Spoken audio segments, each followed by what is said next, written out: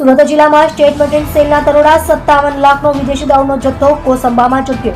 State motoring સેલની team રાજ્યમાં active mode પર કામ કરી રહી છે અને મોટી ગુનાખોરીની પ્રવૃત્તિ અને પ્રવૃત્તિ કરનારા લોકોને ઝડપી રહી છે।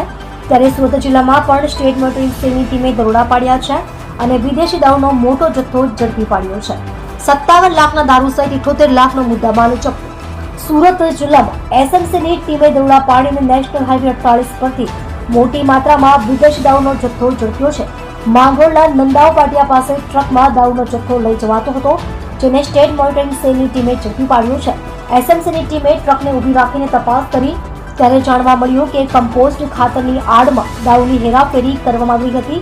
આ દારૂનો જથ્થો દમણથી જૂનાગઢ લઈ જવામાં આવ્યો હતો અને એસએમસીએ 57 લાખ રૂપિયાથી વધુનો દારૂનો જથ્થો, ટ્રક, કમ્પોસ્ટ ખાતર કુલ મળીને ₹78 લાખથી વધુનો મુદ્દામાલ કબજે કર્યો છે।